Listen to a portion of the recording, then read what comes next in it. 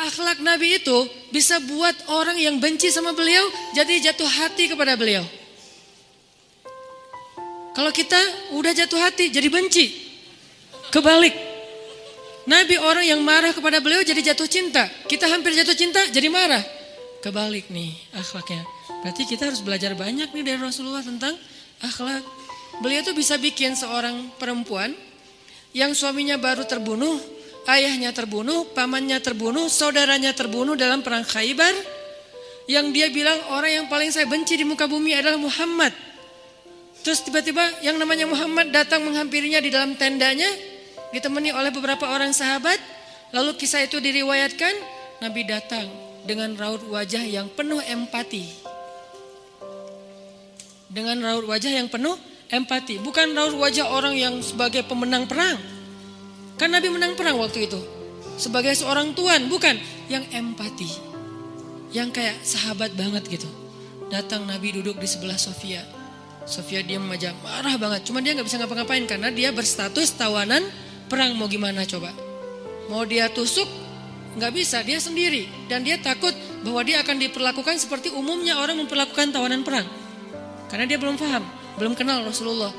Dia kaget ketika Rasulullah SAW minta maaf sama dia. Kaget, gak ada cerita orang dalam perang yang menang minta maaf kepada yang kalah. Ada gak cerita kayak gitu? Gak ada tuh. Yang menang minta maaf sama yang kalah. Maaf ya kami menang. Jangankan perang, sepak bola aja susah nyari yang kayak gitu kan ya. Ini akhlak nih untuk kita teman-teman di Bandung dengan Persibnya. Nanti di Jakarta dengan apa Jakarta teh? Persijanya.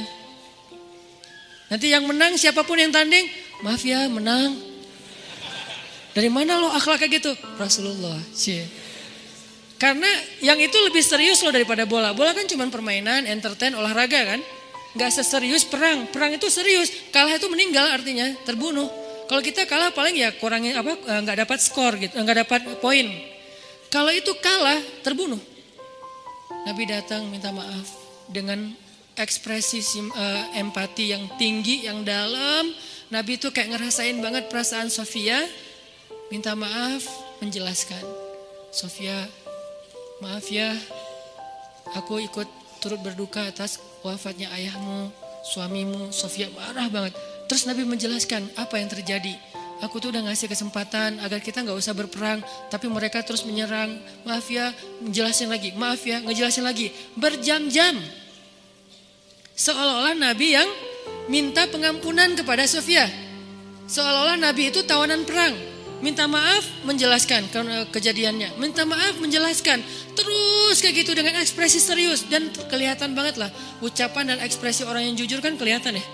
Jujur bahwa beliau tuh empati banget. Bahwa beliau juga berduka. Terus sampai Sofia dari yang tadinya lihat ke bawah nunduk marah. Lama-lama ngelihat ke arah Rasul. Ngelihat ekspresi Rasul serius banget. Malah dia jadi kasihan. Sampai akhirnya dia jatuh cinta kepada Rasulullah SAW. Kata Sofia, ketika Rasulullah SAW datang kepada saya, waktu itu dia adalah orang yang paling saya benci di muka bumi. Tapi dia terus meminta maaf dan menjelaskan. Meminta maaf dan menjelaskan. Sampai akhirnya dia menjadi orang yang paling saya cintai di muka bumi. Akhlak Rasul. Rasulullah gak mengatakan Allah berfirman wahai Sofia. Enggak, belum ke sana. Akhlak dulu, baru nanti ajarin. Tarbiyah namanya kan ya. Sesungguhnya di dalam Al-Quran ada ayat tentang orang-orang yang kafir yang telah mati terbunuh. Enggak, Rasulullah tuh tahu. Jangan ngomongin tentang ayahnya yang mati terbunuh, ibunya yang pamannya, suaminya yang mati dalam keadaan kafir. Nabi enggak mau ngomongin itu, kenapa? Menjaga perasaan Sofia. Kok masih dijaga sih perasaan? Kan mereka beda agama, mereka orang kafir. Inilah akhlak Rasul. Sehingga Nabi membahas yang membuat Sofia merasa kayak dihargai. Sebagai seorang janda, sebagai seorang perempuan, sebagai seorang yatim. Sebagai seorang tawanan. Sehingga dia takjub dengan akhlak Nabi. Akhirnya dia cerita. Ya Rasulullah. Belum beriman udah manggil. Ya Rasulullah. Saya pernah bermimpi. Bahwa dalam mimpi saya melihat ada rembulan di atas kota Madinah. Lalu jatuh ke pangkuan saya. Jibril turun bilang ke Rasulullah, apa maksud dari mimpi itu? Tahu gak Rasulullah apa maksud mimpi? Apa Jibril? Maksudnya rembulan itu kamu. Maksudnya dia akan jadi istri kamu di dunia dan akhirat. Rasulullah langsung, aduh gimana ya? Rasulullah juga orang yang ra'fah banget tuh. Bil mu'minina ra'ufun rahim tuh Rasulullah. Gak enak, kan dia masih janda baru meninggal suaminya. Masa saya lamar gimana ya? Kata Jibril, ya Rasulullah, Allah suruh engkau melamar dia untukmu. Menjadi istrimu di dunia dan di akhirat. Rasulullah dengan gak enak hati mengatakan, Sofia, aku ingin melamar kamu. Sofia, gimana ya? Itu mah cewek ya. Saya mencoba untuk menghayati kisah ini dari angle cewek elegan ya. Bukan cewek biasa, oh boleh gak apa-apa sih, gue sih enggak. Cewek elegan, cewek terhormat, cewek yang soleha walaupun belum beriman. Pasti dia gak akan bilang, Alhamdulillah Masya Allah, A-nya panjang gitu kan ya. Terus pakai emoticon berderai-derai, enggak. Dia terhormat. Dia akhirnya saya terserah gimana baiknya aja, menikahlah Nabi dengan Sofia. Modalnya apa? Akhlak.